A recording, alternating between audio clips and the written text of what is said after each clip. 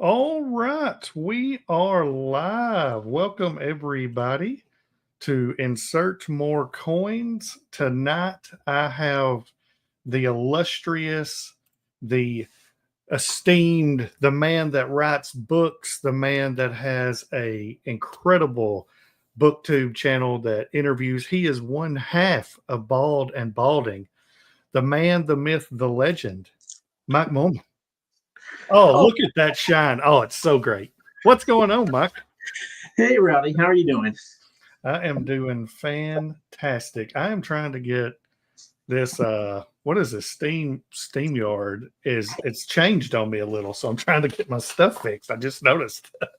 I was complaining to Ro last night. It's like they used to say what everything was. Now they have little icons, and I have to try to figure it out. I'm old. Yeah, I'm not that's what I happy. just noticed. Yeah. Earlier, whenever I was sending you the link, I was like, where does it say share? It's like it's not on there no more. So yeah, they have to change it. You get used to it, so they have to change it. I don't know why. No. Well, I guess tonight we are going to discuss some of your books, the one you've got about to come out. May do a little booktube type stuff since you do that as well. So I guess we can get started. So how about you tell us about your newest book, and then if you want to say anything about your other ones. Okay, so my newest book is Proxima Station. It's about 150 pages. It's a novella. Probably going to be about 12 of these in the series. Oh, wow. The first arc is going to be 6 books. And then when I was on a business trip in a hotel room by myself, I was like, well, what do I do after that? So I was like, okay, book 7, new arc. I know what it's going to be. And so, yeah, it'll probably go. I mean, I might take inspiration from JCM Byrne and do like a 20 some odd, but yeah, it's ridiculous. I sent it to Dewey Conrad. I cannot remember his name. Dewey. We all know Dewey. Because I was like, listen, there's no sex, there's no violence. There was like 2 curse words I took out. I'm like, this is, as vanilla as you're going to get, but there's like bureaucratic humor. I'm like, what age kid can read this? Because, there's nothing objectionable, but there's just things that they're just not going to care about. So he goes, I've read about 2/3 of it. He goes, this is very much in the Star Trek Hitchhiker's Guide and Monty Python vein of things. And I'm like, oh my God, look at those comps up there. On those. That's right. I'm like, do I even tell people that? I'm nervous because, you're setting your expectations pretty high. Yeah. But it starts off, there's a kid, he's an anthropology student, he's getting his PhD, and he gets several phone calls from his major professor saying, get in here, 7 a.m. Monday morning, must see you in my office. He's getting his PhD, he's written everything, he's just kind of, waiting to defend, and then he's done. And he gets in there and they're like, the U.S. Space Force sent this letter saying, as a matter of national security, you need to get your PhD immediately, and then they're taking you somewhere. Have you ever heard of a national emergency that involves anthropology? And he's like, I have no idea what you're talking about. And it just goes from there. And then he goes to Proxima Station, where there's 5 alien races, and they need somebody who can actually talk to them instead of being military, like, well, tell us about your technology. Oh, and your name, what's your name? Because they're just all focused on, let's get this tech. And so no one wants to actually talk to them. So they get an anthropologist who studies cultures. And of course, they're like, well, don't find out about what they think about things. Get the technology. And he's like take a breath. Yeah. So it's classic, my writing. It's a person who is overwhelmed and just like, holy, how do I deal with this? And then it's just, and you just kind of plug away, and then ridiculous things happen and pile on. And that's pretty much the book. It's my ode to ridiculousness. So that sounds good. So we got a few people that have come in. We got Alex. What's going on, Alex? He can be involved in bowling. Yeah. Some other character. What's up, Scott? Nice. Mike, can I call you Mike? Yes, you can. I get called lots of 4-letter words, so Mike is perfect. Yes. I get told I'm number one every day driving up and down the interstate. I mean, I've been called more things than you could ever imagine. So all right. And in general, I guess we'd say, what would you say your inspiration in writing would be? Like, typically I would ask like one specific book, but since you wrote several, like what would your inspiration be? So I actually have a story for why I started writing. I can give you an exact date. Okay. So I told the story, but it's been like a year and a half, and no one listens to me anyway. So on, let's see, what was it? February 27th, 2017 is when I decided to be a writer. No kidding. And I was 46 years old.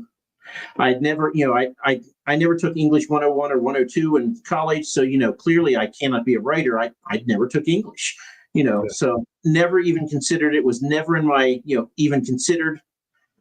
And then this fateful day happened. The day before, a coworker of mine, Angela, who is very loud, and she's very nice, but she's very loud. And if you get on her bad side, the whole building can hear her. And she said, "Hey, Mike, this charity that I work with, the one woman's daughter is coming up to the local library for a book signing. She's an author, and it's kind of last minute, and we're just afraid no one's going to be there, and then it's going to be embarrassing for her. So I know you like to read. Would you come to an author signing?" And I'm sitting there like, you know what? I've never met an author in my life. I'm like, man, this is going to be great. Yeah, absolutely, yes. Yeah. And so I show up, Saturday morning, and I show up at 10 o'clock, and I get there, and the woman is writing a teenage love triangle. And I'm in the library. There's about 16, 17 people there, and I am the only male. Yes. And there are mothers who have their like 12 and 14-year-old daughters, and then there's Mike. And I'm like, if I leave, I will never hear the end of this from Angela. Never, ever. So I'm like, so I can't leave. And so then I'm like, well, if I sit in the back corner like I want to, I'm just going to have mothers going, what is that man? Is he looking at my daughter? I'm like, okay. So I can't sit in the back even though I want to. I just want to hide and go find a crack and pour into it. So I was like, you know what? Got to own it. So I went front and center, sat in the very front row, right next to her. She's like all 5'4", so she's barely taller than me when I'm sitting down. And she's goes through and tells you about the book. Well, this was a very last minute thing. No one had read. This was her first book, actually. So no one had read it. And she's like, do you have any questions? And it's crickets because, no one's read her book before. They just came basically because, they wanted to support the woman's daughter. And so I'm like, you self-published? How do you do it? And, everything that authors tell you they hate is like, I don't care about your book. Tell me how I can do the same thing you just did, And that's what I did because I knew no better. And I was like, well, this is awkward. No one's talking. So I asked her like 30 questions about how to go about publishing a book, and well, how do you do it? How do you get an editor? If and she's like, you pay for them like on Fiverr. I'm like, really? Did not, So all the mechanics of how to write, not a thing about her book because I really just didn't care. So then anyway, after it's over, I'm like, I have to buy this stupid book. I can't not buy it. I mean, it's a love triangle. And the big reveal is that the two boys that the girl can't decide who she likes better. They're brothers who were separated at birth. And one lives on the right side of the tracks and one lives on the wrong side of the tracks. They've been genetically engineered to be physically perfect. And I'm like, I could not care less. Oh, yeah. So I bought the book, and then I was mad because funds were a little tight that time. So I was like, you know what? I'm going to read it. I'm just going to make fun of the woman because, I'm that type of person. And so I started reading it, and I was like, honestly, the writing is not bad. I couldn't care less about the story, but the writing, I was like, you know what? It's just straightforward. It's telling you a story. It's just clear. There's, I'm like, I could do this.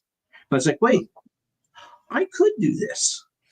And that's why I started, all because Angela had me go see a stupid author interview. Yeah. And otherwise, I would have never written a book ever in my life. It was never even something I considered until then, and then it just snowballed to now. And look at me now. I've lost all my hair. Yes. All right, we have got E.O. Montague's here. What is going on? Mike the is live. He loves his love triangles. Oh my goodness. So E.O. actually, Mike of the Peeling Head, that's a character in his book. He made me the villain. Okay. And trust me, I am the first chapter. I'm flaying someone.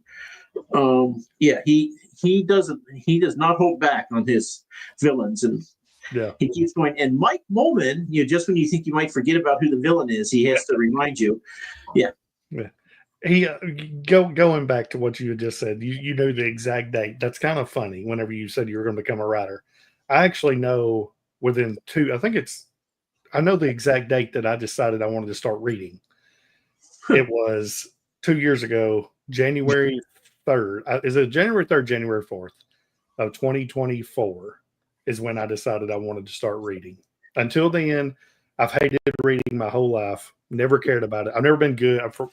I'll say good at it. I'm not. I mean, I can read. I read super slow, and nothing ever interested. I was always big into video games and sports. That was just my things growing up. That's what I did. I had all my friends in that.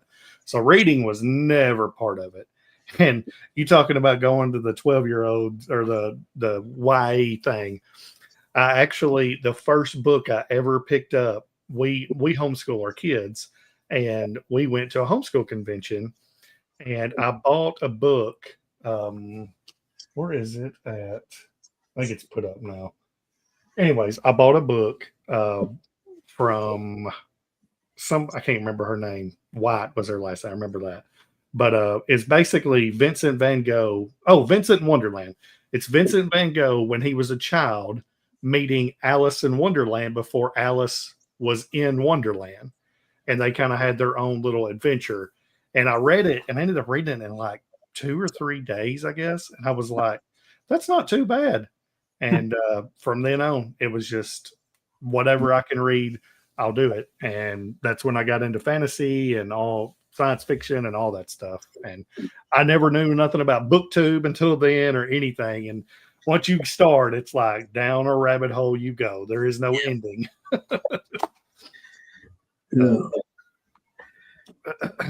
So what would you say would be your like influences as an author? Like who would you say influenced you? So I knew you were going to ask something like this, and I was like, you know what? I'm not going to say Tolkien, because I mean I could say Tolkien for everything, like every fantasy author. So I will tell you what really got me into reading way back when in the 80s was I read The Belgariad by David Eddings. Okay. And it was, I was not a sophisticated reader, so I didn't realize that no one ever died throughout the entire 5-book series. I mean, it's really? Like, oh my God, look, they're being threatened again. It's like, oh, whew, they all made it. Every single one of them made it out alive again. And so, I mean, I don't know that if I read it now, I'd be like, ugh.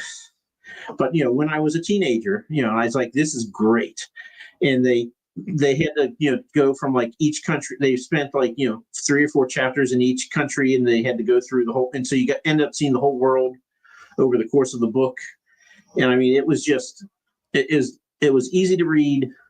It was well, no one ever died, but again, it was they had trouble they had to get out of it. It really is what started me reading was that. And then from there I started reading other things, and I picked up an Isaac Asimov Foundation and just dove through all those, and it was just going on and on for when's the next one. So it started there though. And I read a lot. I get a lot of grief from people because I do like to DNF. I tell people I'm in my mid-50s. I'm not going to read a bad book. I only have so much time left. Yeah. So, sorry, but I will give it a try. And if it doesn't, and I don't like slow-paced anything, just don't have a patience for that. So if you're going to take 40 pages to introduce me to your character, no, you're not. It's going to get sent to the library as a freebie or something. So yeah, I like the action. Yeah, that, I mean, I also, when I was younger, I read probably 250 between the Forgotten Realms series and the Dragonlance series, which is put out by the D&D people. Mm-hmm. I mean, I swear I read over 200 of them, I guarantee you. So when I went to write a book, I mean, I've never played D&D. I don't know the mechanics, but I've read enough books that, I'm familiar. I'm D&D adjacent, as I tell people. Mm-hmm.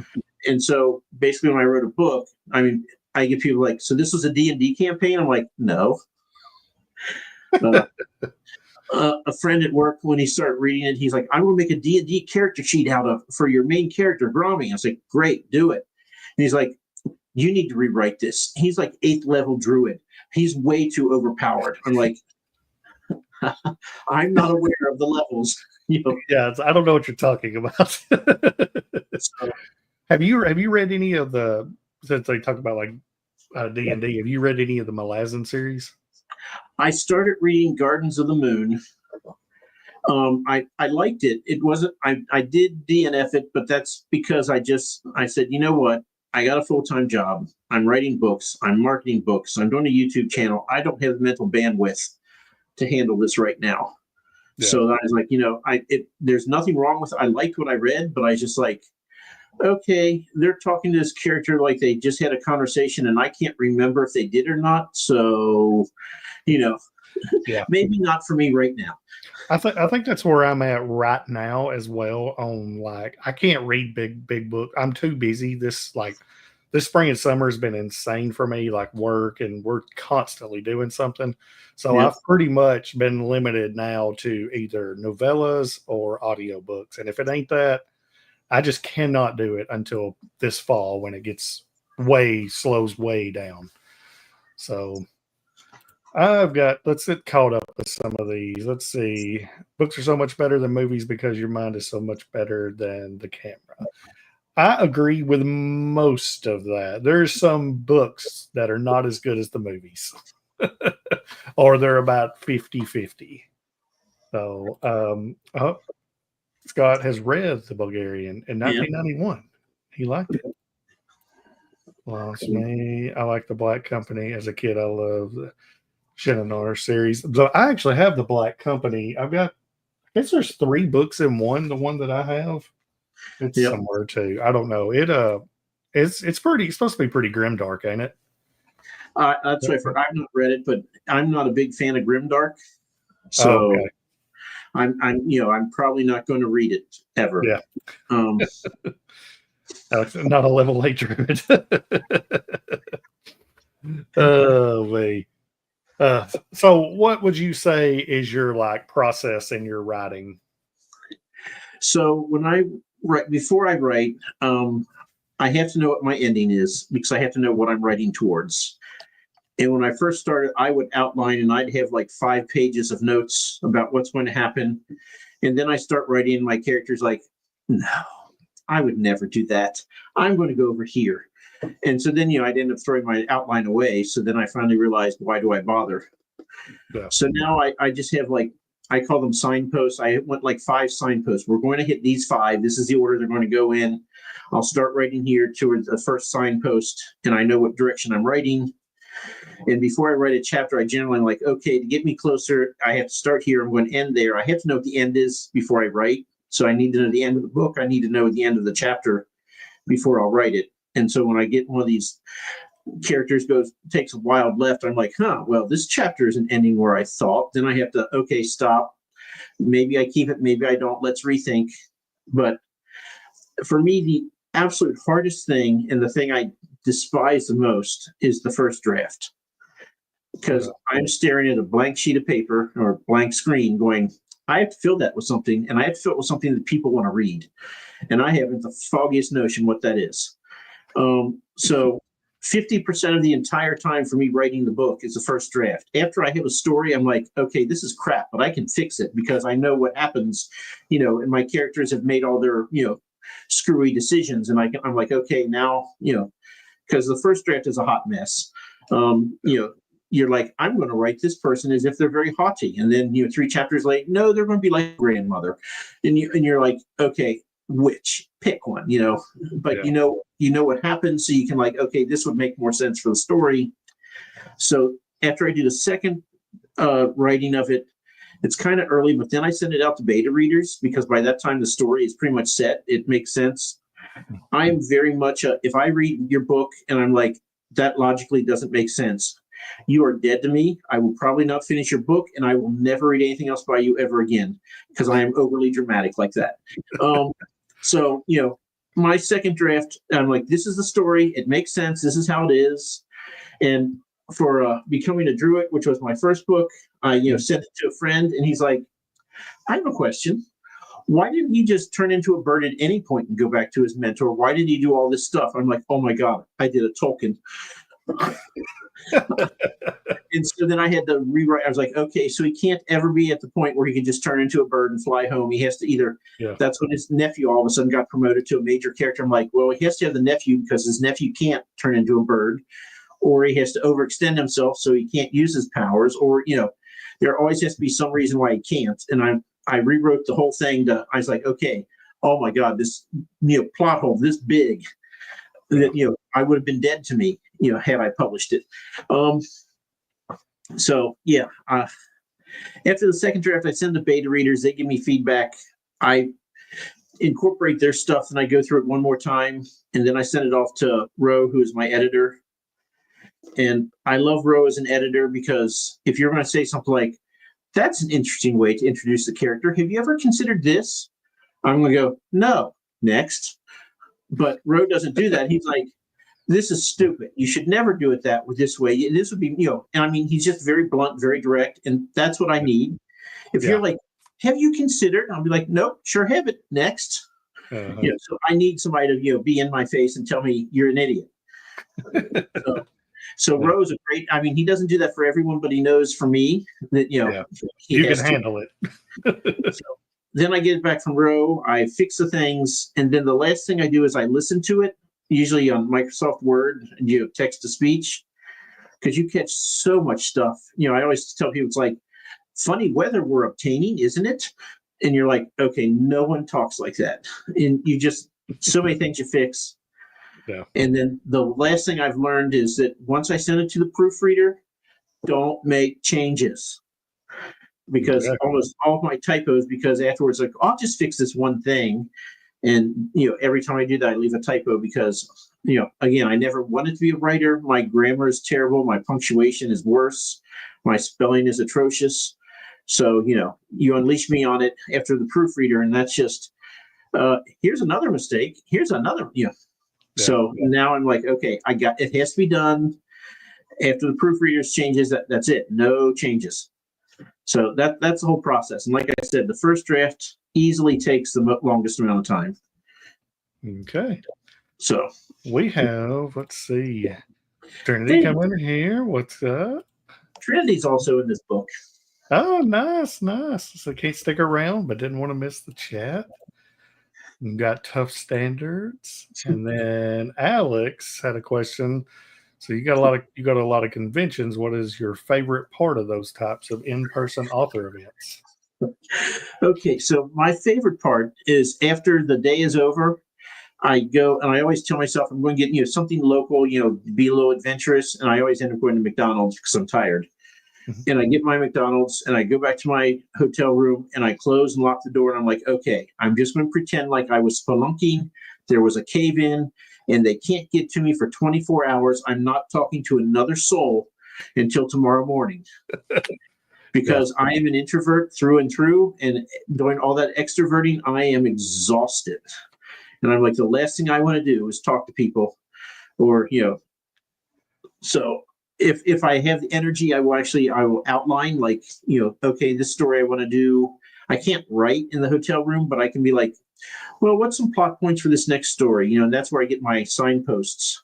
So I do a lot of that when I'm at conventions, but I try to be chipper when I talk to people. And I've noticed one thing I really think is really cool because that I've noticed, like what you will do, like when you're done with the convention, a lot of times you'll get on like X and then post about, hey, I made this amount of money, at this event or whatever. I think that's really cool, to let people see. It's like it's not about making thousands of dollars or meeting hundreds of people. Like every little bit helps for one. So I had an epiphany last Thanksgiving. I was at a show and a woman actually she bought the book. And I was like, okay, great. I signed it and said, okay. And I went to mark down for the sale, and she like ran. I mean, she's like late 40s, and I was like, oh, I forgot to ask for money. And I mean, she was literally running down the mall, and I'm like, seriously, you're like 48 years old. It's a $16 book. Oh, wow. And I was just so angry, and I just sat. I was like, you know what? I'm writing these stories because I like them, and I'm when other people say, "Hey, I read your story and I like it," I get a little bit of a charge out of that. I'm like, that's really what I'm doing it for. I'm not trying to quit my job and become a full-time writer. So I was like, there's no pressure because if you like it, great. If you don't, well, thanks for trying. Whatever. And after that, I went to like a couple weeks later. I went to Steel City Con with James Maxey. James has been writing for 25 years. He has 26 books out, 27 now. So he gets two 8-foot tables, and he's like, well, I really need about 12 feet. So if you want 4 feet, I'll sell you the 4 feet of space, and you can sell your books with me. And I, talked to him, and he does this full time now, selling books at the cons. And I was like, yes, let's do it. And I talked to him, and I mean, at the end of the show, I looked at him. I was like, he has 27 books. I had 4. And I'm like, well, he sold way more than me, but he also has, way more books. And I sat there. I was like, well, for me to get to 30 books or whatever will take forever. And that's when the one good thought I had all of last year was, why don't I get other indie authors, have them sell me their books for wholesale? Then I turn around and sell them. I make a couple bucks, they make a couple bucks, and they find a new reader who loves their work, hopefully. And so I did when I went the first time, James made like 3 times as much as I did. And then I went back in April this year, and he beat me by $20. No kidding.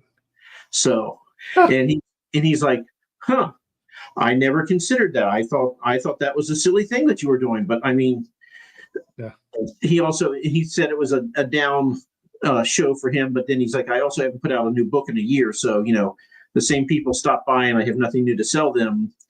So I'm actually getting his tables in April next year. So I'm going to go, and I got a couple people, other authors, who are going to go team up with me. We're going to sell books. So that's awesome. But I think that's like a really smart idea too, because I mean it promotes your stuff, but also everybody else's, and it's still helping you. I mean, you're making something off of it, and it's help. I mean, there's no downside to it. Like that's good. Yeah, I've posted on Substack. I always post my results. I'm like, basically, I'm selling twice as much as I ever did before. I'm selling less of my books, but I'm making twice as much money, and I'm okay with that. That because a lot of the shows, it's like, well, I'm going to lose money, but I'm at least going to meet new readers this way. So now I'm like, I have. Well, one show I lost money on, but that was a $50 show, so who cares? But yeah, so now, I mean, it makes it much more palatable. And I keep putting out, hey, I did this. I'm like, why don't you do it too, authors? I'm like, and I will trade you books straight up. Instead of buying them, I'll trade you my books for your books, and let's all do this. And I'm hoping that it catches on. And so I'm trying to be very, very transparent and post my results and what I learned. Like Steel City Con, I was like, well, today I sold 0 of my books, and I sold 13 of other people's. That's probably because when people came, like, let me tell you about all these amazing books. Oh, and then the 17th pitch was, oh yeah, and I have books too. They're down there, And I'm like, okay, maybe I should pitch my books first. Probably a good idea.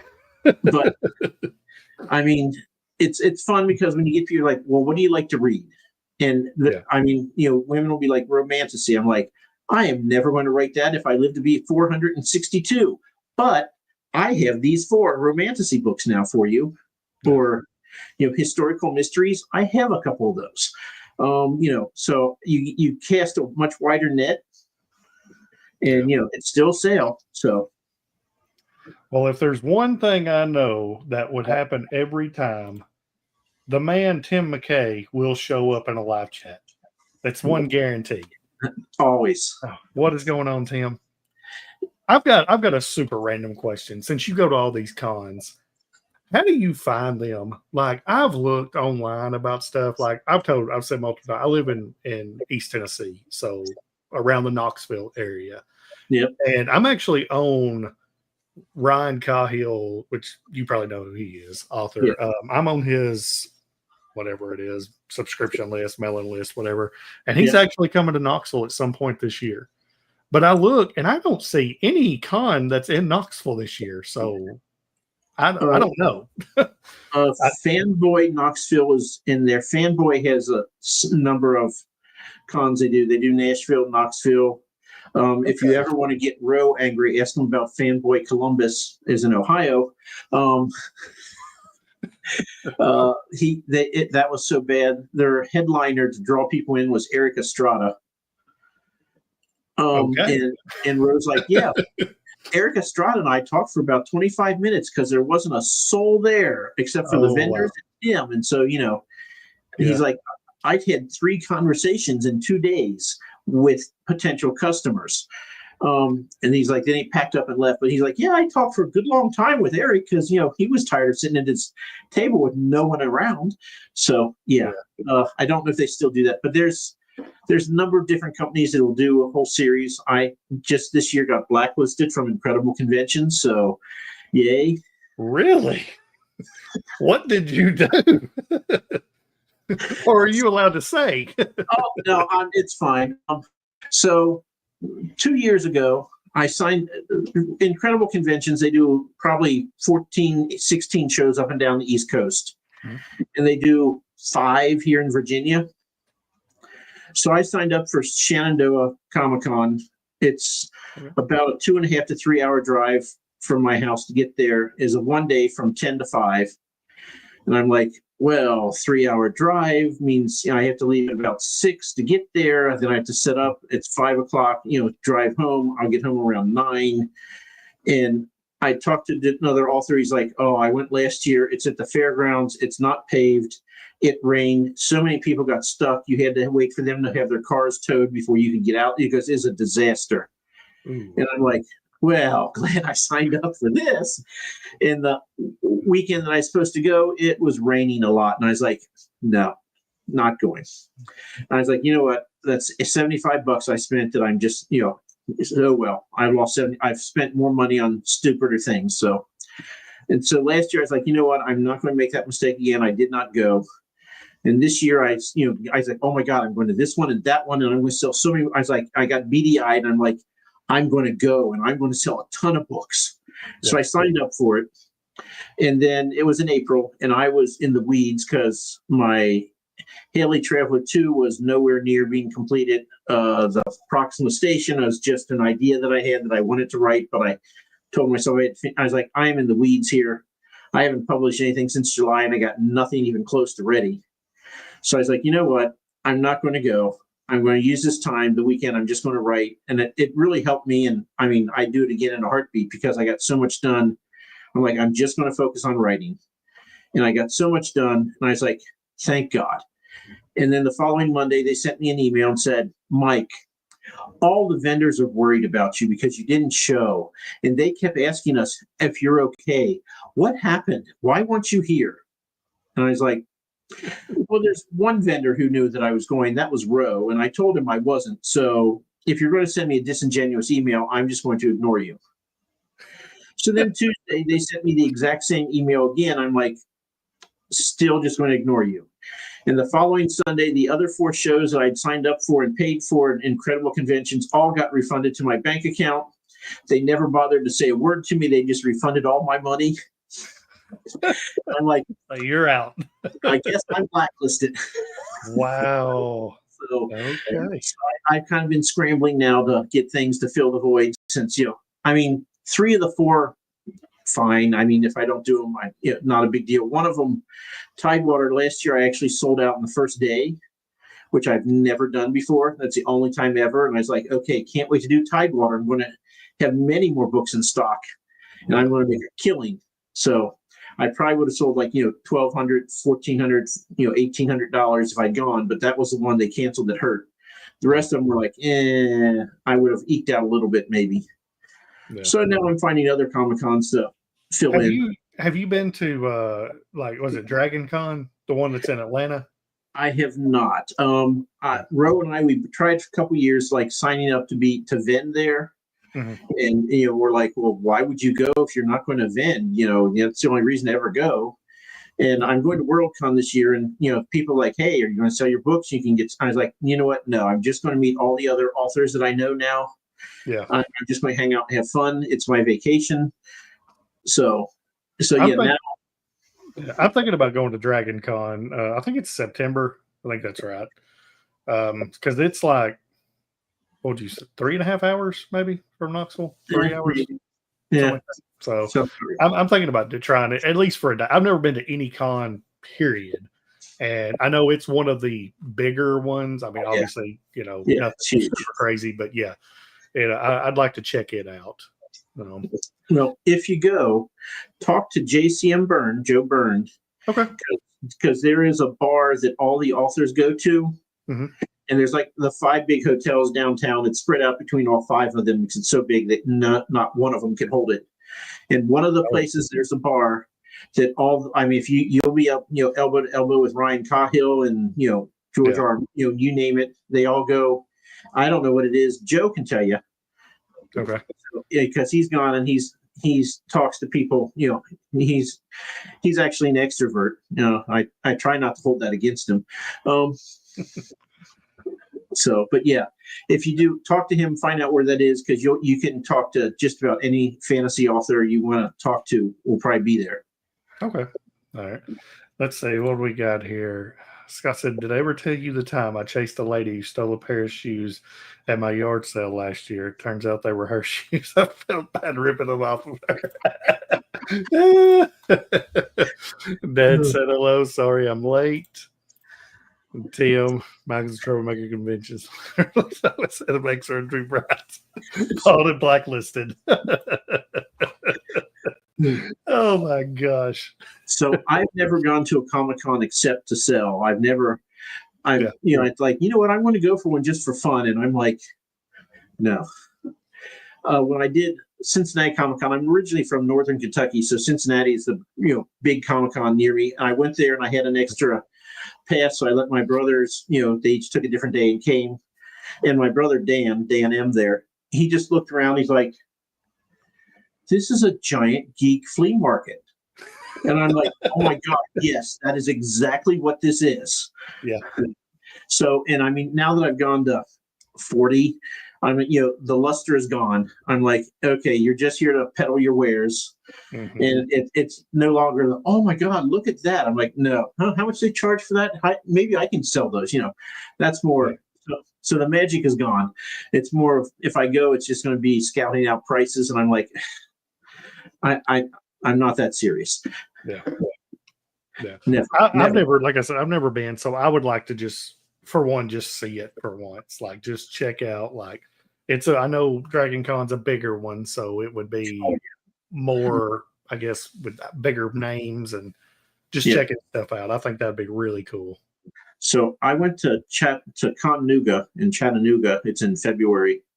That's a medium-sized one. I mean, they had the first year I went, they're supposed to have Jim Butcher, but he had to cancel. So the next year I went back and they said, okay, we're going to have Jim Butcher, and he canceled a second time. Oh.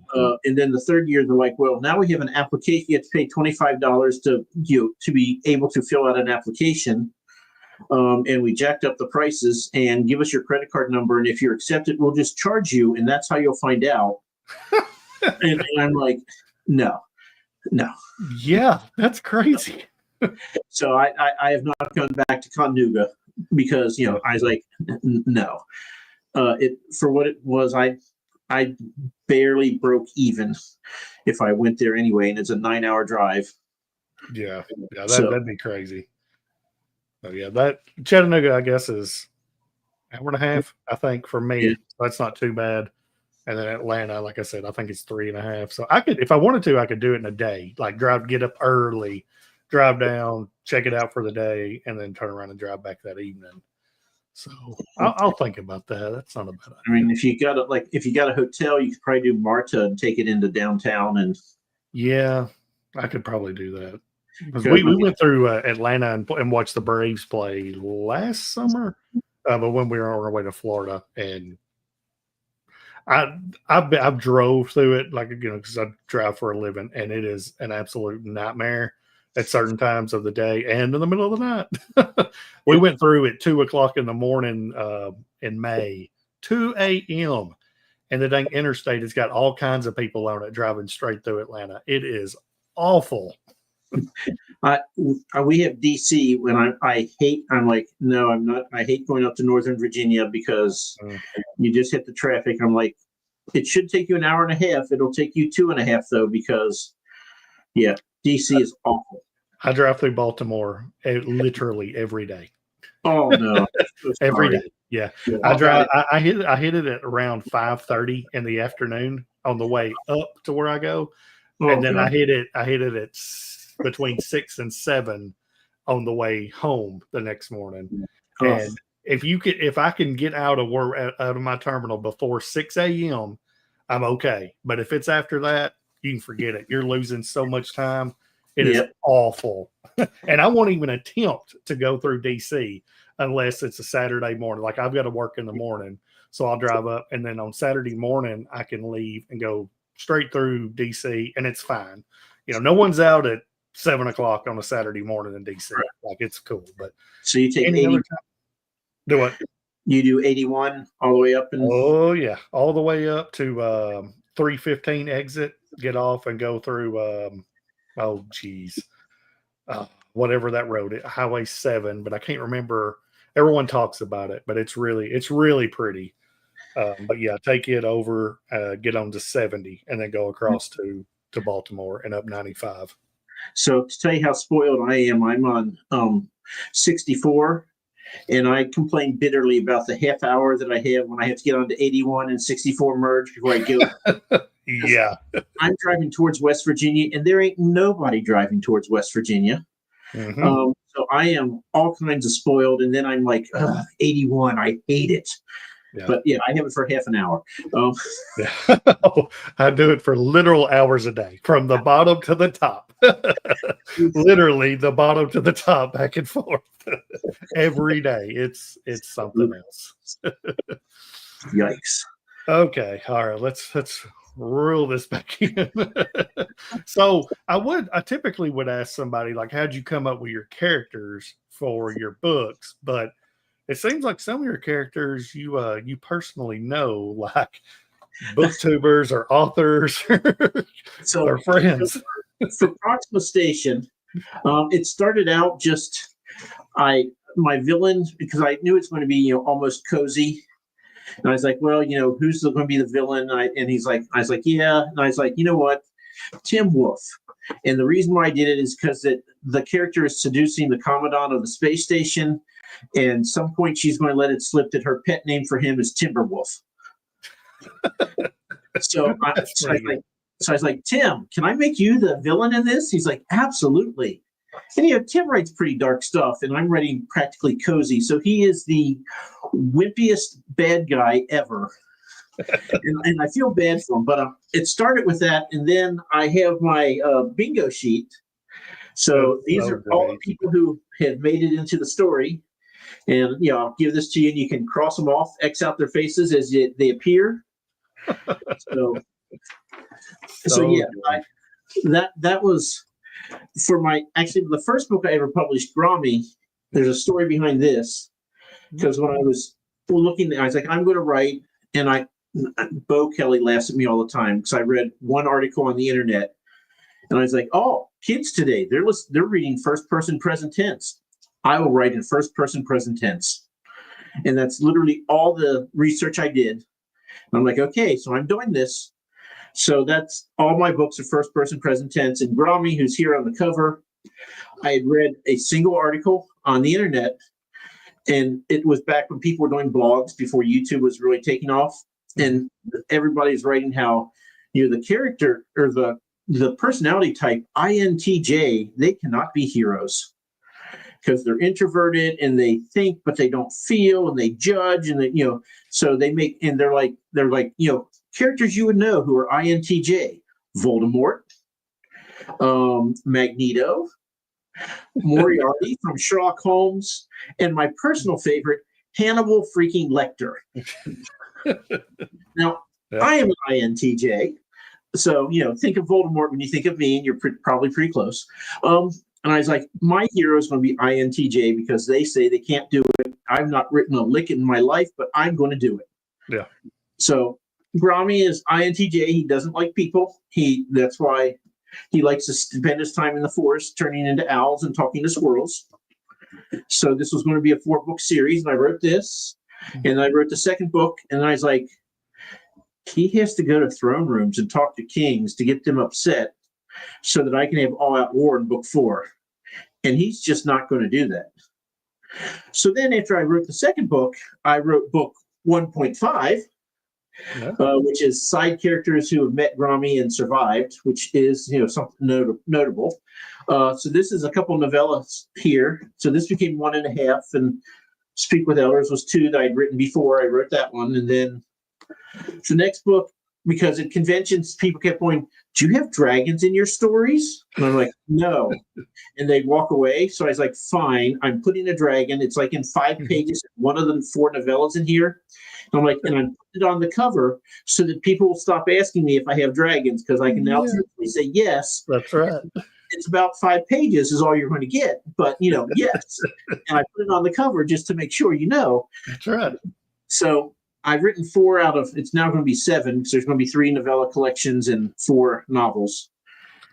So that will, I wrote all 4 of those. I got a little bit of a following, and then I'm like, you know what? Now that I got a little bit following, let's switch genres and do sci-fi. There you go. So then I wrote, this is actually the first thing I ever wrote, but it was terrible, and I rewrote it a total of 14 times before I published it. Oh, wow. Okay. So this is what I start writing after like 7 times through it. I was like, I need a break. I wonder if I can write fantasy. And then I wrote 4 fantasy books, and I got burned out of fantasy. So I went back and I was like, well, this shouldn't take, but just dust this off. It should be just about ready to go. And I rewrote it another 6 or 7 times. But so Haley, I always tell people, for becoming a druid, Grommy is very powerful, and he's socially stupid. So he creates as many problems as he solves. In this case, Chris is a very, very sheltered 17-year-old who his father gets murdered, and he's just left all alone, doesn't know anything. He lived his whole life aboard the spaceship. He barely knows how to talk to people, and now he's all on his own, and no one's investigating his father's murder, so he decides he'll take that on too. So Chris is smart, but his toolbox is very limited because he's so sheltered, so that he's like, Rowdy's a problem. Bang. Took care of that problem. That's as sophisticated as he gets. I mean, he's smart, but he just doesn't know anything, if that makes sense. Whereas Grommy, he's just an idiot. I will tell you, this book, if you read this, chapter 5, he's a druid. He goes to his old hometown to see his brother. And he's like, you know what? I don't want to talk to people because, he's an introvert. And they're like, no, you're a druid. You cannot come to your old hometown with the petty king who has a mead hall and not go to the mead hall and, pay respects to him. You have to. And he's like, I don't want to. Like, no, you have to. So they force him to go. He's like, fine. And then stupid choices are made by him and several drunk people. And it is my absolute favorite chapter I've ever written, because at the end you're like, that is so ridiculous. It totally did not need to happen, but there's a logic to it, why it did, but it was so unnecessary. Yeah. And I mean, just when I'm writing, I'm like, oh my God, I can't. Yes. And that happened. Oh my God. I won't spoil it for you, but of everything I've written, chapter 5, first book I ever published, it's like 38, 39 chapters, my all-time favorite chapter. Okay. So I will rarely say my writing is good, but I really like that. All right. Alex wanted to know, does he have a pet lizard? Him. So that is a great failing in all of my series is I do not have any lizards. I don't even know if I have a reptile. Oh, okay. And then he didn't realize you wrote Haley first. I wrote Haley first, but I published the 4 fantasy novels. Then I published Haley. What okay, since you wrote both, which one do you think's harder to write? Sci-fi or fantasy? I can tell you that my chapters are longer in sci-fi. And I write hard-ish sci-fi. I mean, gravity is always, they're not going to have turn on the anti-gravity unit. No, I can't do that. Yeah. I mean, I can grudgingly let it go in Star Trek and Star Wars, but I'm like, gravity exists. It's always going to exist. Yeah. I have to write it that way. So some of it is I feel like I have to explain like why this is happening because I've never been to outer space. It's like, well, okay, the gravity is, everything's going to fall, sideways because of the way the ship is, So the chapters are longer, and there's a lot of stuff that you have to get right. Whereas fantasy, Ro and I have this argument all the time. He's like, fantasy, you just make it up, and I'm like, yeah. Well, so magic happened. I mean, that's just super lazy writing, and I would again DNF in a heartbeat if I felt like people were doing that.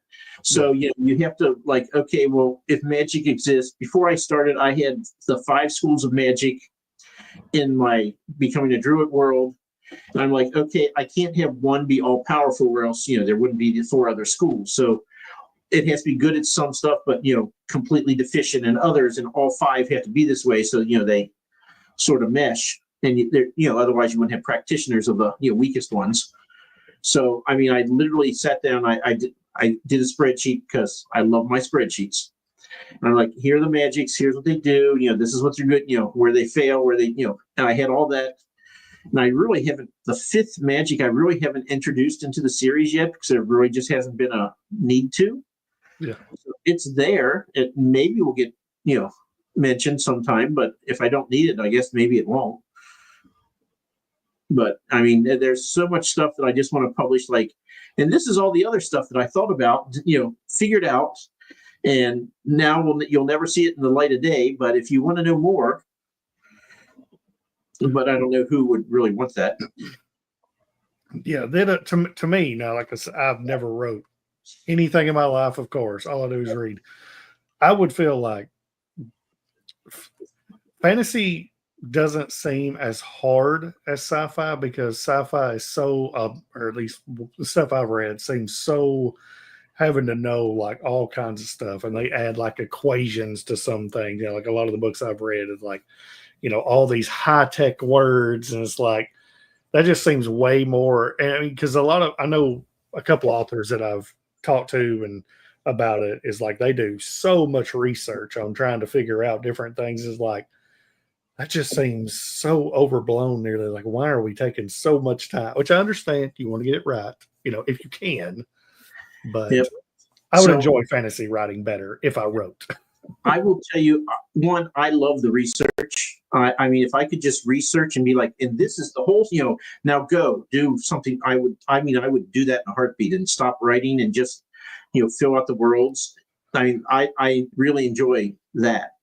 But I mean, to me, when you do sci-fi and you're like, oh, the Coriolis effect, that is cool. You know what? That's going to happen here. And I mean, you're like, I never would have thought of this, but now that I know this happens, how can I use this little bit to, shoehorn it in there? And then it'll be, the reader won't be expecting it. And so you'll have to add a little, like a paragraph explaining the Coriolis effect and why, but it's just, it gives you so many neat little things because when I'm writing, again, I am not a sophisticated reader. I like things that explode and I like battles. So me too. if I'm writing, I'm like, this is boring. I have to make something blow up because I'm bored.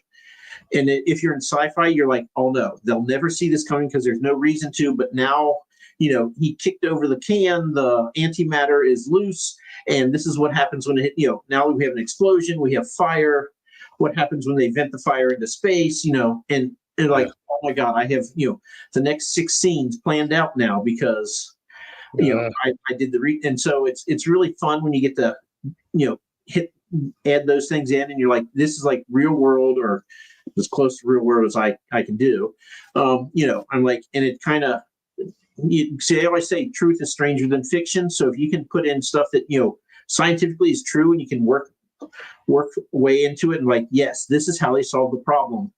And I mean, when I read that, I'm like, The Martian is one of my all-time favorite books. And I'm just like, oh, bravo. I mean, when he sciences the shit out of things, I'm like, yes. Oh my goodness, yes. Yeah. It okay, since you've read I'm assuming you've read Project Hail Mary. I have not. Okay. All right. It's gotta be, I know you're in the same Discord as me on one of them. We're talking about doing a buddy read on it, before the book. I am totally into that because I've not got to read it neither. And I want to. I have never done a buddy read before, so I'm really kind of excited to do a buddy read just to, actually be able to talk about the book in real time or, as close to as you're going to get. So, yeah, I can't wait for that. I absolutely love The Martian. So actually, when I wrote Haley, I love The Martian and I loved Leviathan Wakes, the Expanse universe. And so when I was writing sci-fi, I was like, you know what? If I try to write something during one of those two time periods, it's just going to be a pale shadow of those books because they did it so well. So I literally was like, okay, so I'm going to split the gap 200 years between each of them. That's my time. So mine happens 200 years in the future because Leviathan Wakes is like 400 years, and The Martian is like. I was like, yes, there we go. That gives me, I get some room. I don't have to, do all the same science as them. I can, have my own. So that is exactly why I did that because I was like, I can't, and that's why this is more humorous because I was like, they're still going to obey the laws of science, but I'm not going to dwell on the hard science. I'm going to dwell on how many awkward situations can I put the main character in. Yeah.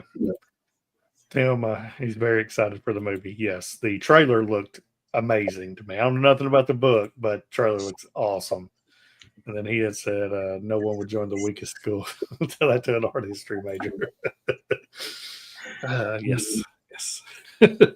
All right. Do you have, or any of your books, are they planned or are they on like audio books? I have the first 3 of the Druid series are on audiobook. Okay.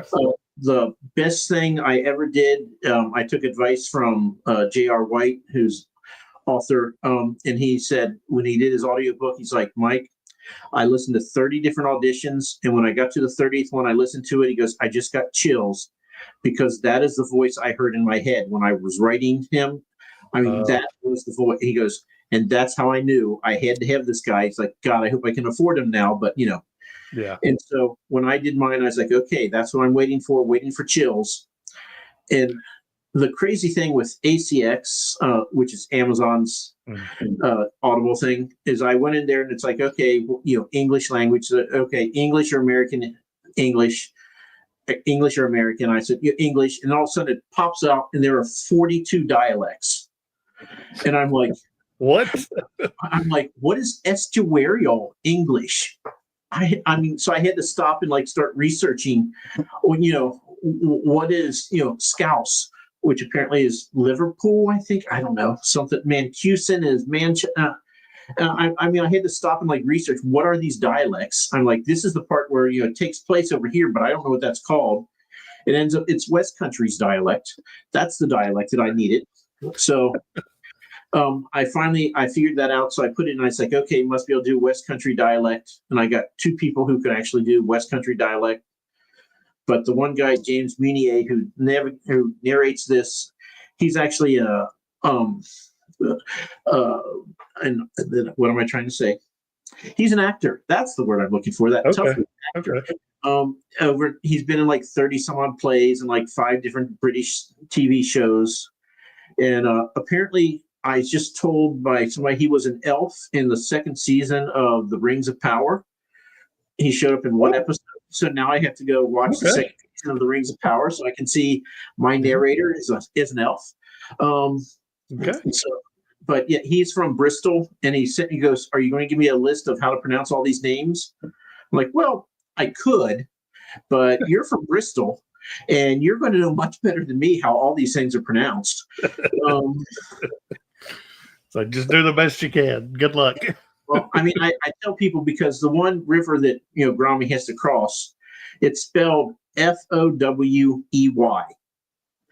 I would pronounce this Fowie. It's pronounced Foy. Okay. See, I would pronounce it Fowdy because my name is Rowdy. So I mean, I'm like, I never, and I've had 3 different people like, "You got the pronunciation right. Oh my, thank you for that. You know how many stupid Americans have, I'm like, yeah, that's not me. That's because I got one of you guys to do it." Oh wow. That's funny. You could do something crazy like write your book and like audio book, be the narrator like Tim McKay does. No. Have you listened to his? I've listened to some of it. It's so good.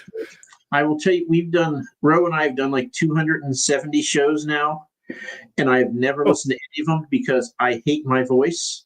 Yeah. And I will never ever listen to. So Ro's like, did you listen to this back? And I was like, no, I will never ever listen to them. Never. I hate my voice. I will never ever do it. So I could never, narrate. That's like me whenever I make like videos and stuff, which I haven't in forever, but I've got like 6 or 8 planned. And you go through and you edit, and you're like, my face looks dumb there, or I'll say like about 30 times, and I'm like, what am I doing? I'm not this stupid. It's like, but you just gotta think of something else at the time, and it's so hard to do. Yeah, I always tell people, I'm like, I swear to you, I know which there should be used when, but every time when Ro gets, he's like, use the wrong there. I'm like, oh my God, I know this. I really do know this. Mm-hmm. But I mean, I do all the time. I'm like, I'm really not that stupid. I am smarter than a 4th grader. I promise you. But yeah, I could never narrate because I can't do voices. No. And I got spoiled with him because he actually does different voices to the point where he did one of my other books. He's like, well, this guy, what kind of accent do you want me to have? And I was like, well, he's the same character, but he's going home.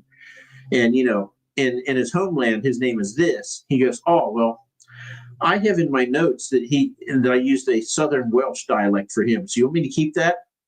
And I'm like, sure.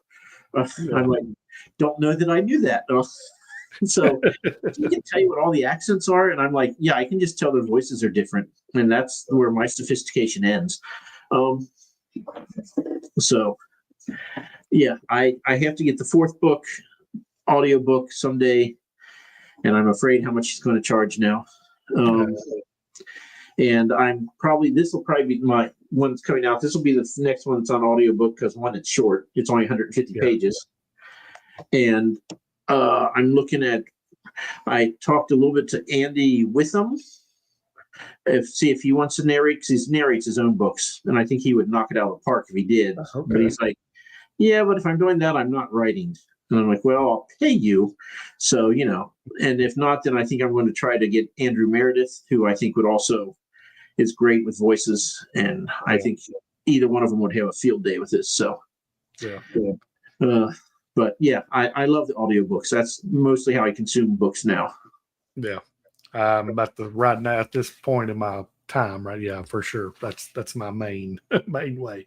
Yeah. All right. Do you have like a dream project you hope to one day like start and finish? Is there anything that's just like, one day I'm doing this? Well, no, because I'm very aware that I'm 54, and I'm like, I have to write the 7 Pertani books, and there might be an 8th one that comes like 20 or 30 years after to kill all the people I didn't kill in book 7. So, 7 books there. So 3 more I have to write. Like I said, this is going to be probably 12. So there's 11 more I have to write here. Mm-hmm. Haley is going to be 5 books. I have 1 finished and 2 more that are, I was like, and I have another fantasy series. It's going to be 5 books. and then I have another novella series. It'll be 5 novellas. And I'm like, well, let's see. That ends up being like 17 books, 18 novellas. I'm 54 and I've published five books and 1 novella. So I'm like, I just want to finish these 4 series. Yeah.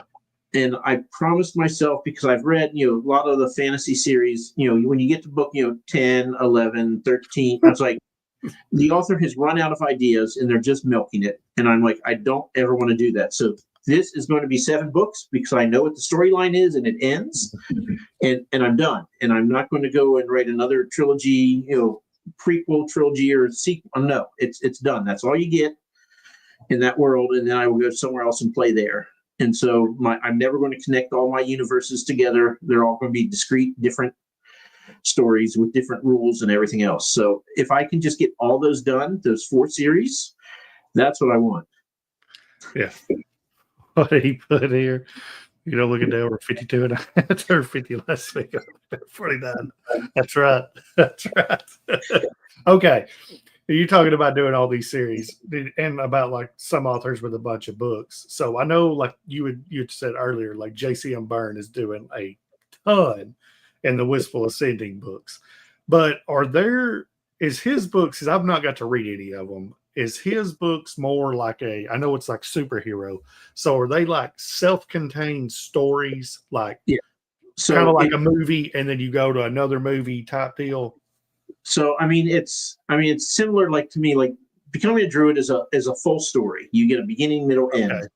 And then you're like, okay, well, the way this ended, it's open ended. There can be more, but another reason why I will DNF people is if you leave a book on a cliffhanger. I'm like, no, I paid for a story. I get a beginning, a middle, and end. If you don't give me an end, I'm done with you. No, I do not pay for a book and then not get an ending. I have a lot of hot takes. I can tell you about the book ending on a cliffhanger type deal, which I know I have every one of the books that are out. Ryan Cahill, the one I talked about earlier, the first 2 main books, whatever, By Blood or what is it? Of Darkness and Light's one of them, and then A Blood and Fire. Both of those books literally end on a random sentence, and that is it. Because I remember reading, I'm like, that's just a sentence. Like, what are we doing here? Like it just ends. And then I've got all the novellas, so they kind of put stuff in them. So I'm curious if that's how he does it on all of his books until his final book comes out next year. Because it's just like, I know it's a continuous story. Right. But I've never, like, that's the only one I've ever read that's that blatant, like I get cliffhangers and stuff, like the Red Rising series. The first 3, book 2 is a big cliffhanger. That is to me, what I've read is the greatest ending of a book 2, and the greatest beginning of a book 3 that I've ever read. They are incredible. So I have to tell you, Haley Traveler, I've had 3 people now say, yeah, this is kind of like Red Rising, except the main character is likable. Okay. I have tried to read Red Rising, and I DNF'd it because I'm like, I am just not entertained. There's nothing here that I like, and I just quit on it. Now, someone told me you have to get past like the first 20%, and I don't. Yeah, and I'm sure that I did not. I'm sure I gave up on it because I DNF very fast. Hey, look, if you'll do book 2, like finish book, go back and do book 1 and do book 2. If you don't like book 2, then just stop there. Because that book is amazing. Because that's the thing is I hate Red Rising, and I've had 3 people say, oh, this is like Red Rising. I'm like, stop saying that. Yeah. So I have to go back, and I guess I'm going to have to listen to it because audiobook. That's what I've been doing with them, and I'm actually almost done with Iron Gold. Like I think I've got like 5 hours left in the audiobook. Not liking it as the first 3 because he goes into like multiple POVs in this one. Don't really care for that, but the Darrow storyline is awesome. It's just all the others. So I saw on Tori Talks, her favorite author is Red Rising guy. Pierce Brown. Yeah, Pierce. It's like the first trilogy is amazing. The second trilogy I don't want to talk about. The third trilogy though is amazing. Yeah, the first trilogy is I'm no joke. The second and third book are two of my probably top 3 or 4 best books I've ever read. Ever, like as of so far, I've read the entire Cosmere by Sanderson. Like I've read 20 some books of that. I've read not a ton of stuff, but I've read quite a bit, and they are just something. But yeah, I'm very concerned. But I've been told Iron Gold, which is I'm almost done, and then Dark Age are really weak compared to the others, but then it gets back at Lightbringer. So got my fingers crossed on that. So yeah. What did he write here? Now, Mike, you know you love a cliffhanger.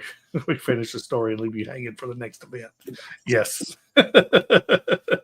There's actually an author who's in Virginia, and I was talking to him, and he's like, "Yeah, here's we traded books or whatever." He goes, "Yeah, this was really 230,000 words, and I figure it's too long, so I just split it into 2 books.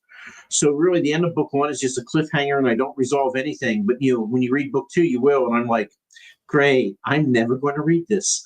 Yeah. And I'm like, he's a nice guy, I like him. I'm like, but no, I'm not going to read 120,000 words to not get an ending. Oh, I got you another one since you're all about sci-fi. I just thought about that. Hyperion. Have you read it? No, I came out when I was in my golden years of reading everything, and I read the back, and I'm like, I think I'd hate this. So I never ever read it. It is very disappointing, to say the least. Oh my gosh, that book is frustrating. That's about all I can say. All right, let's have a little fun now. Oh, wait a minute. What did EL say? I DNF'd Hyperion and feel guilty about it. Don't. don't. Because if it wasn't for a buddy read, I probably would have DNF'd it myself. You think something? Yeah, Scott was in the buddy read with me. It's the greatest novel ever written, and he's lying right there. That is a lie, and he knows it. Oh Lord! All right, so we'll do a little, I guess, rapid fire. Okay.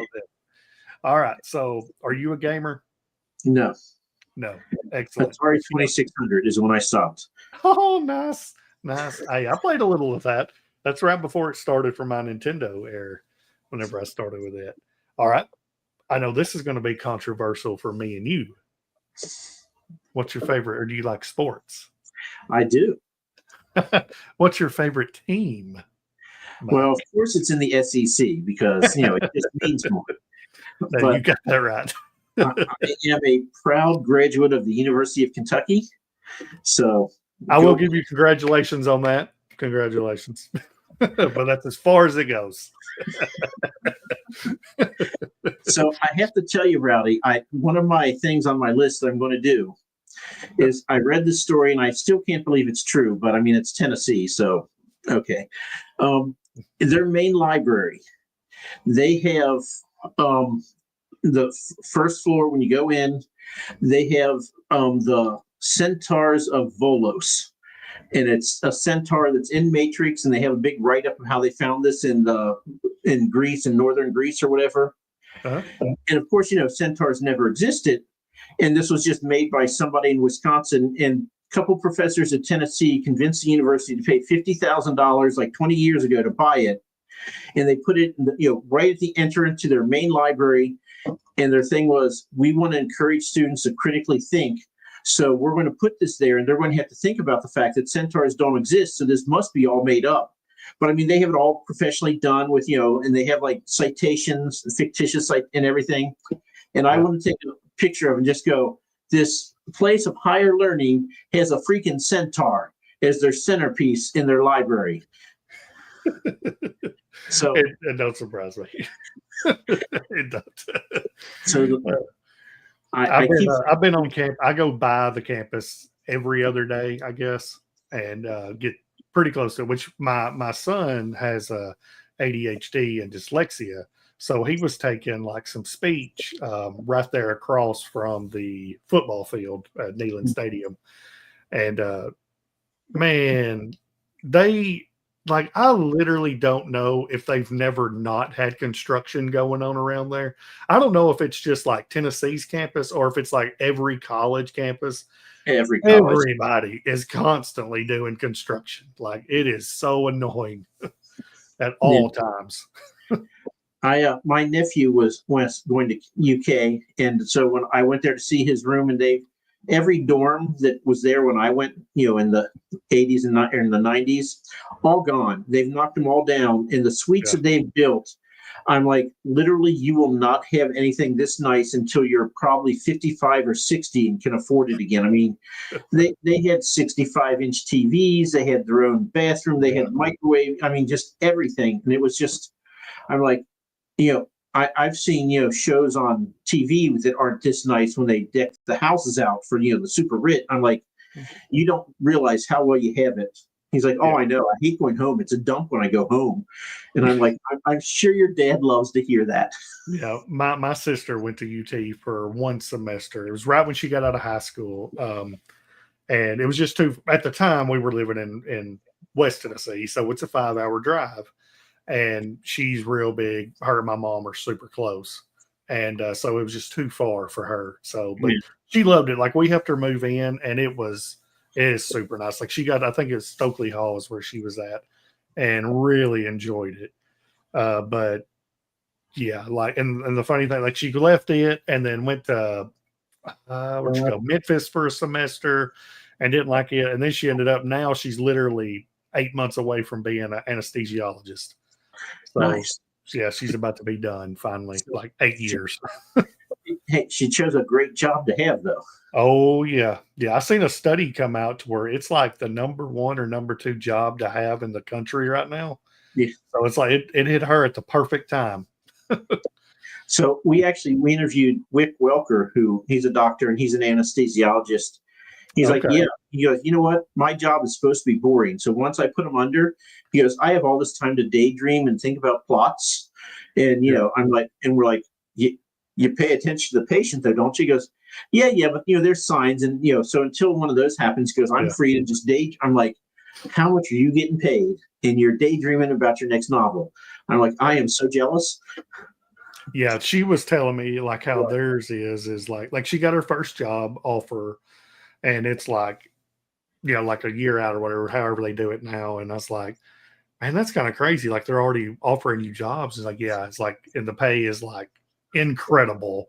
Yeah. And then, but you got to do all this studying and all that. And I was like, it's got to be super stressful because, they're the ones that give like the epidemic needles to pregnant women and stuff. Like, so they've got to carry like a huge amount of insurance on them, like millions of dollars.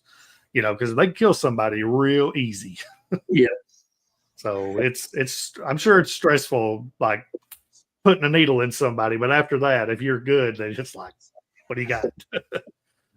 So, all right. So, what do you need in your workspace to write your books?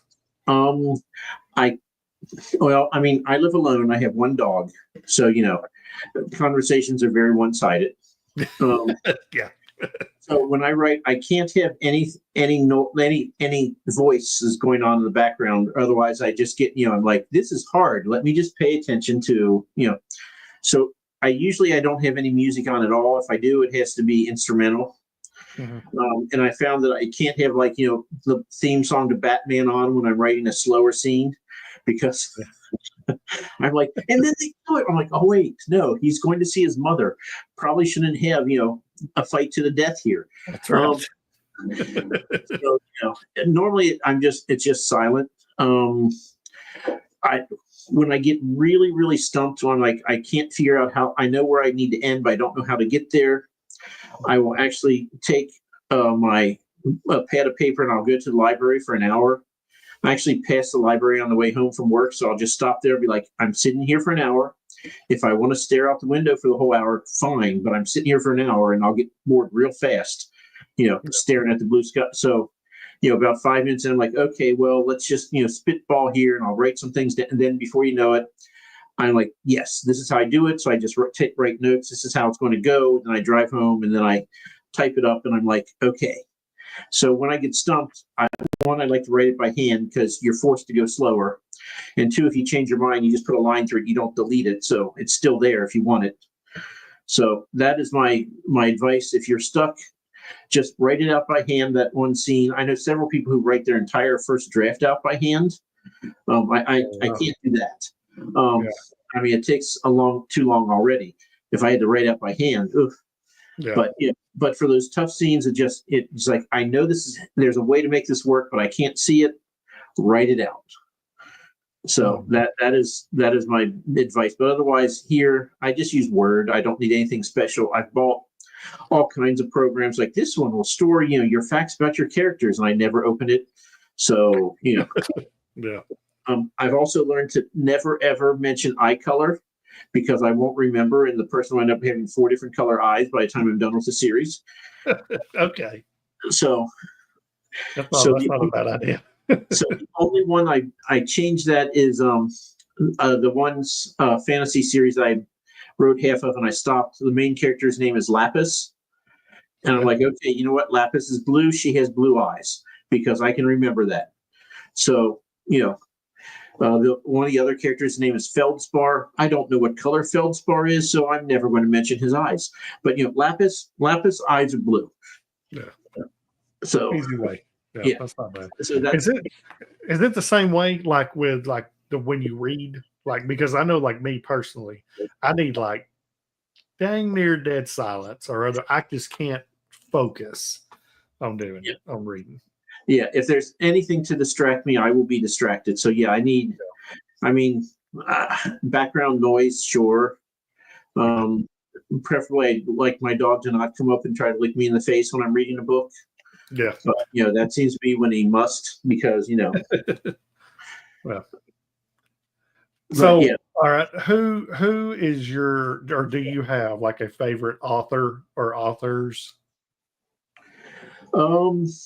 So since I started writing, I have very much decided I'm just going to read indie because I read a lot when the 80s into the 90s, and then I just kind of got like, it's just all it's all vanilla.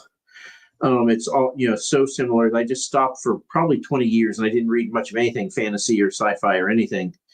And I picked it up again, probably 2010 or so.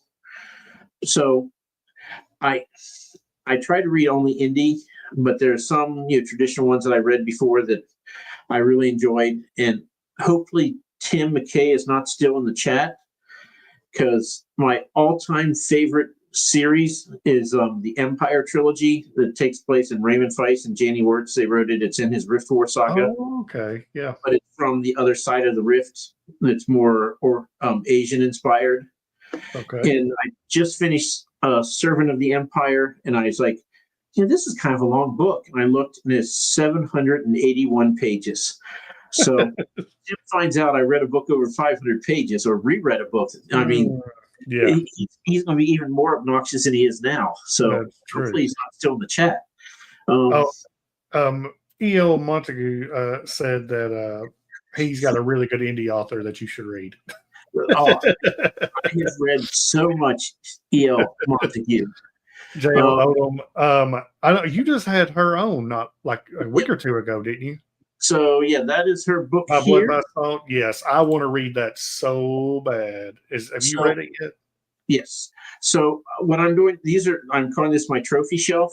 Uh-huh. So if I get like a signed copy from somebody, it's going there. And if it's those 5 up there are probably my 5 favorite books that I've read by indies. And yeah, my Blood by Salt was up there for like my all-time favorite book. And I don't think she stuck the ending. I was a little underwhelmed. I mean, it's still fantastic. I mean, it's a 4.75 star book. There's 450 of the 475 pages are a masterpiece. So yeah, Joe, wistful sending. I don't know who could not like that book. I think everybody does, and I think they've all reviewed it because I'm very jealous of the number of reviews he has. Yes, definitely. She was setting up too, dude. What did I say about cliffhangers? Yeah, there it is. I've heard, like I said, I've heard that it is amazing, and I've got it on. I bought it on ebook, so I'm going to read it. If I like it, I'll probably end up buying it. And then same thing like JCM Byrne as well. Like I think I've got the first 3 of his books on ebook, so I've got to read it. So I told Joe last night. I said him and P.L. Stewart are on my list of people who vex me. So because they only have the first book in their series on audiobook, and they're amazing. And I want the whole series, and I pretty much only do audiobook. But Joe said 2 and 3 are coming. So there we go. The next, yes, I do. I every time I go through my Kindle and I see them, I'm like, I've got to read this book. I've got to read this book, and I've not done it yet, but I will. It's coming. And whatever you do, please make sure you tell Joe that you love the Space Bears. Okay. Because they are supposed to be a minor bit thing, and everyone loves them, so he has to keep writing more and more about them. Because is that one? I know that's like one of the covers too, ain't it? Ain't there there's a bear on one of his covers? Oh yeah. His covers, his covers rock. But yeah. So yeah, and I don't know. He always jokes there's going to be 25 books, but there's going to be a lot, and but some people can do it. So like for this one, I'm actually taking a page from his book because there's going to be like 12 of these, but the full first story arc will be the first 6 books, and then I know the second story arc. I know what that's going to be. So it'll be ungodly long, but it'll be several different stories meshed together. So yeah. That's cool.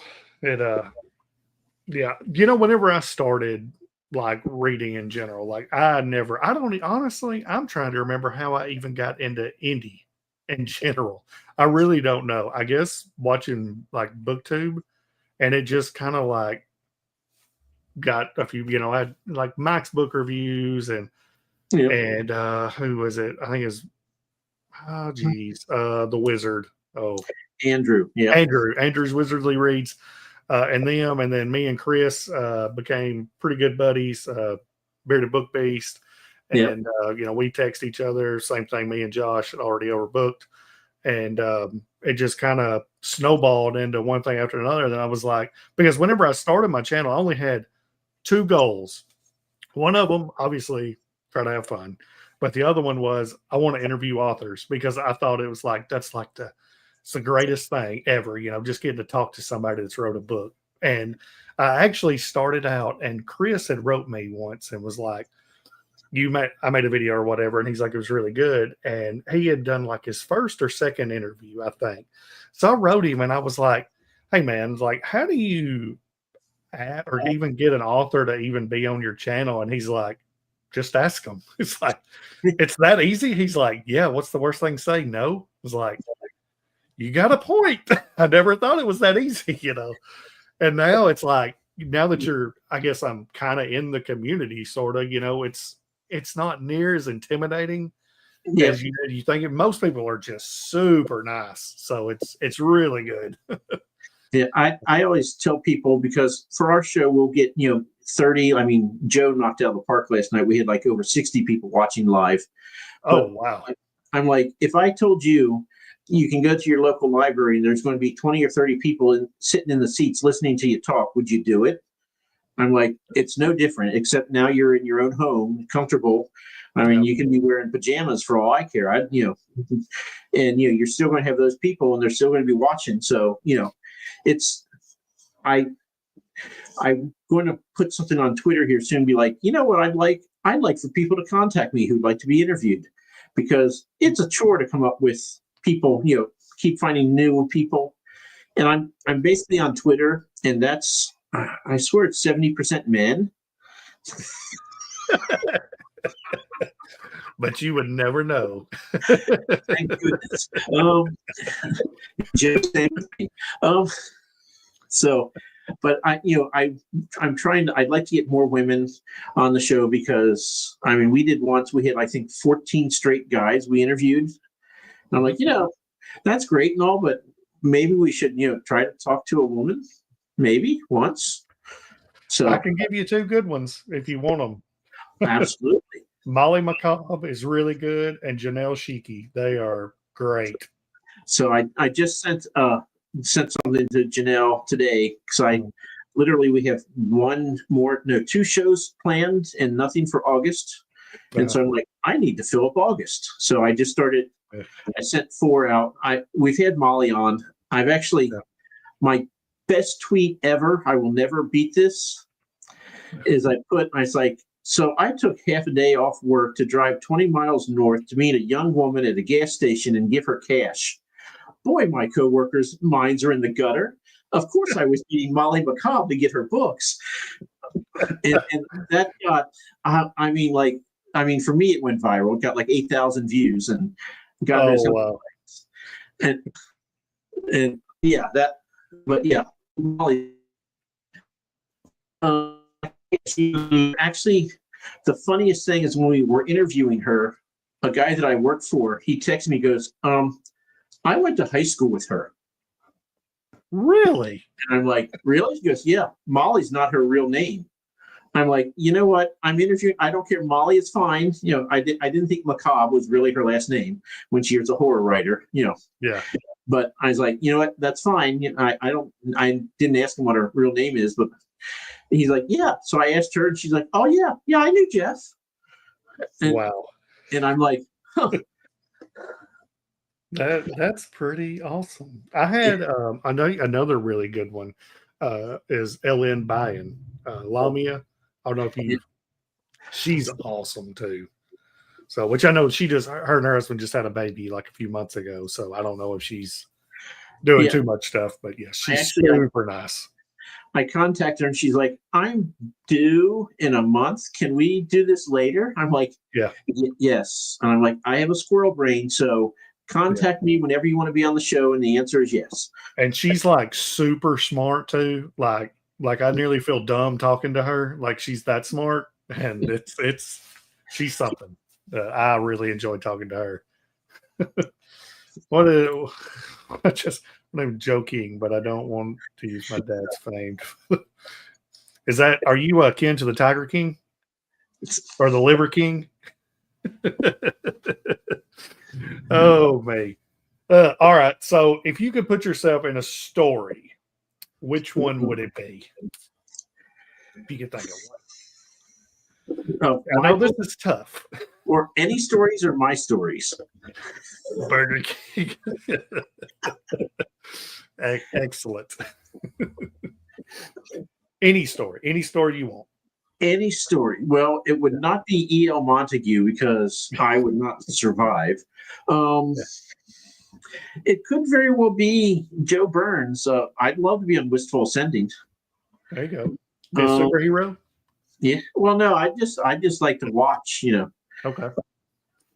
I'd be the guy who like tripped Rohan and then be like, you're not going to do anything because you're more or less a pacifist now. And then be like, I picked on Superman. Yeah. Speaking of Superman, are you going to watch the new movie? No. Okay. The last Batman movie I saw was the one in '89 when Jack Nicholson was the Joker. Oh wow, the original. Okay. So, and I stopped Marvel after the first Iron Man. Oh my gosh, that's the first one too. So, like, yeah, I'm done. I mean, I guess I saw the Spider-Man, the latest ones that came out, but I'm like, yeah, I saw all 3, and I don't need to see any more. I'm done. Yeah. The new one was great. Fun. I'm taking me and my wife and kids, we went and watched Jurassic World Rebirth Tuesday night. It's pretty good. I'm gonna out of the 7, it's probably number 5 for me. Kind of where it is. Not the worst by no means. Jurassic Park 3, I think, is the absolute worst. But that's the last one I saw. Yeah, it was awful in my opinion. Yes. But yeah, I think we're going Sunday to see the new Superman movie. I've heard it's pretty dang good. So Everyone keeps saying it's good, but I rewatched Man of Steel today. I was like, I don't know, I got the itch for it, and it's watching it back. It's so dang good. Henry Cavill's amazing. He's so good at every movie he's in. Oh, but that's true. That's true. That's true. All right. So we're pushing over an hour and a half. We're going to wrap it up. I've got 3 questions left. As most people know, these are more for me. But what are you reading right now? I am reading Iceborne. It's a novella by Adam Fernandez. Okay. Yes. I always call him Alex. His name is Adam, but I got it right. His name is Adam. Adam Fernandez. He wrote Vermilion Flames as the first book in his series. And this is just a novella. It will go up there on the top shelf somewhere. I mean, it's going to get pretty dicey there for space, because that is my favorite book of this year that I've read. It just beats out Blood by Salt, because again, the ending just wasn't quite. Yeah. I mean, they're both really good. But so Adam Fernandez, you should definitely have him on. Not only is he from New Jersey, but he's proud to be from New Jersey. Ooh. Yeah. Ooh. I know. Okay. I've drove through that state a few times. Not that great, but I digress. I'm almost done. I should be done with Iron Gold Book 4 Red Rising series by Saturday, and I'm hoping to be done by The Whisper That Replaced Gods Book 2 by Timothy Wolf Monday-ish. Hopefully this weekend, actually. We'll see. But that was a one sit down and listen to the whole thing all at once. There was, It's really good. If I get the time, I'd blow through it in a day. Easy. Like, it's so good. He's so funny too. Like, that's the thing I love about like the way he writes him. And then just the like day, like hour time references, but changes them just enough that you still know what they are. I love that so much. It's so good. I mean, there's a reason why he made it to the finals for Sphinx. Yeah. Him and EL both, for that matter. Yeah. I'm going to enter this in there, and it's going to get kicked out in the first round. So I doubt it. I have you seen not to go off on tangent or anything, but I know Josh from Already Overbooked is on that on one of them where you read like the first BBNYA. Yeah, the first like chapter of a bunch of books and whatever you think is good, it moves on. Like, that's really cool. Like, that's interesting. All right, so what is your favorite book of all time? Of all time, okay, I have to invoke Tolkien, The Hobbit. Okay.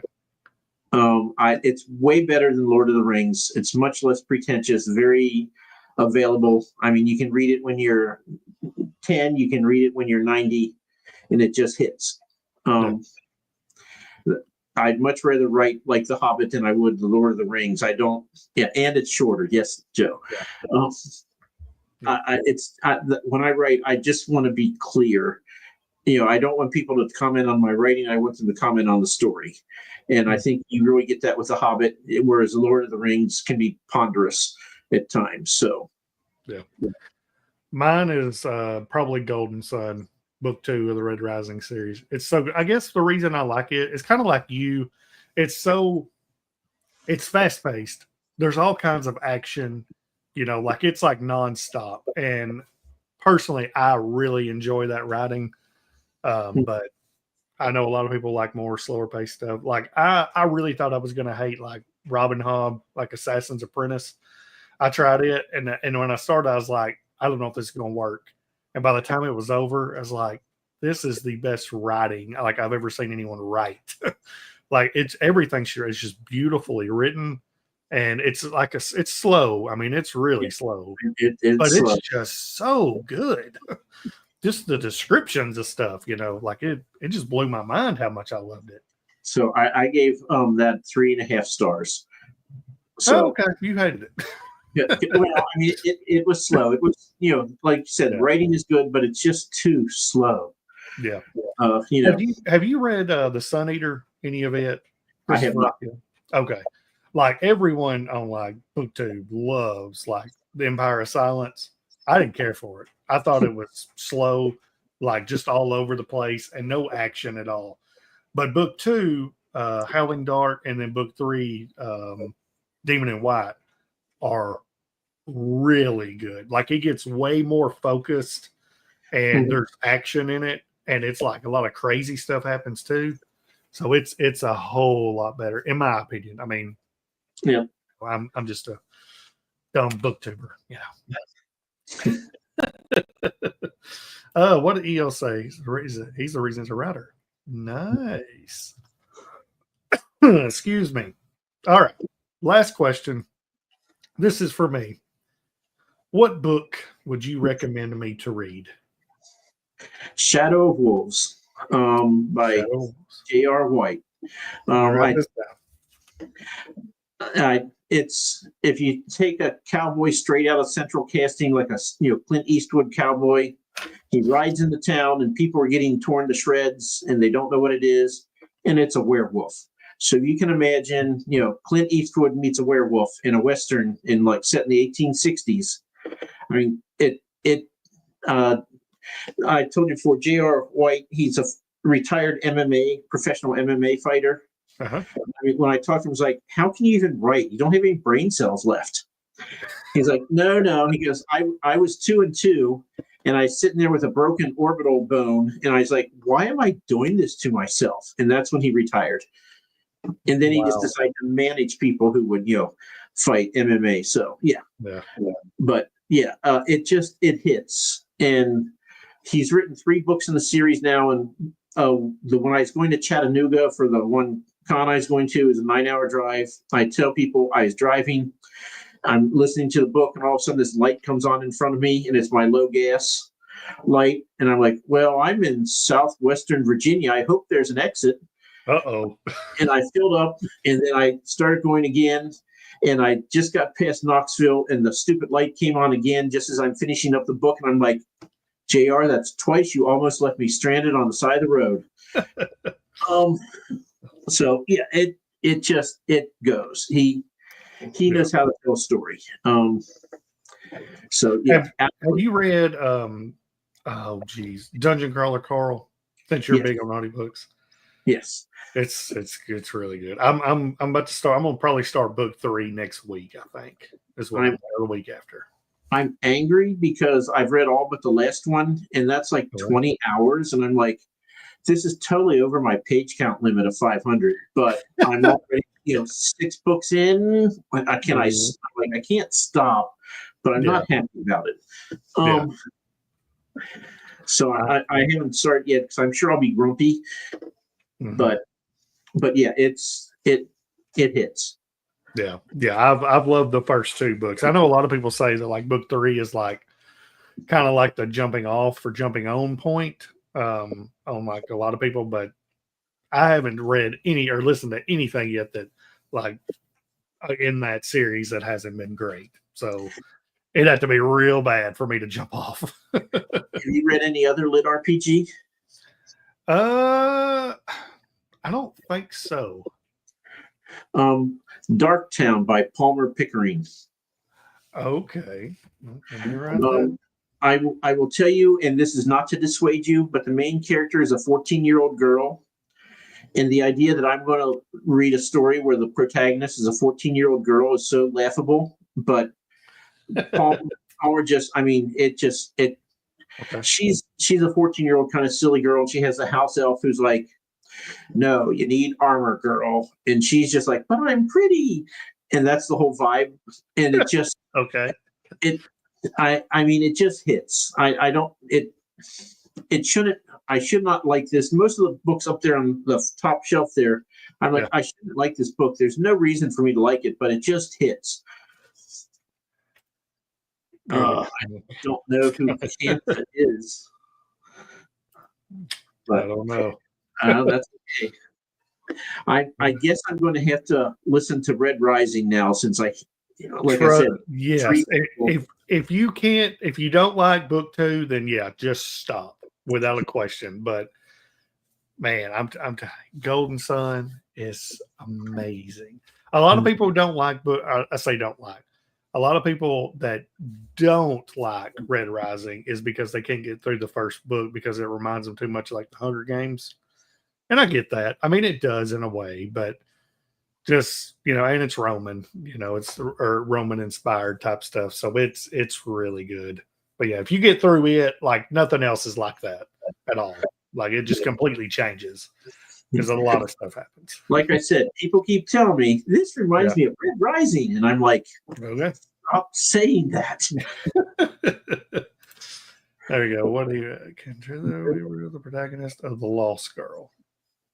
Okay. Which I'm assuming is EL's next book that'll be out in about 4 days, because he publishes every other week, I think. Yeah. Yes. I'm not jealous at all. No, not even a little. Not at all. All right. Well, we're nearly at 2 hours, an hour 45, so we better call it a night. Well, thank you very much, Mike, for coming on. I really appreciate it, and can't wait to get to start to reading your books. And everyone, go out and purchase the novella, which it comes out next Friday. Next Friday. Okay, yep. 25th, next week. Awesome. Will not be long. So thank you, everybody, for showing up. And y'all have a fantastic evening and a great weekend, because tomorrow's Friday. Amen. Thank goodness.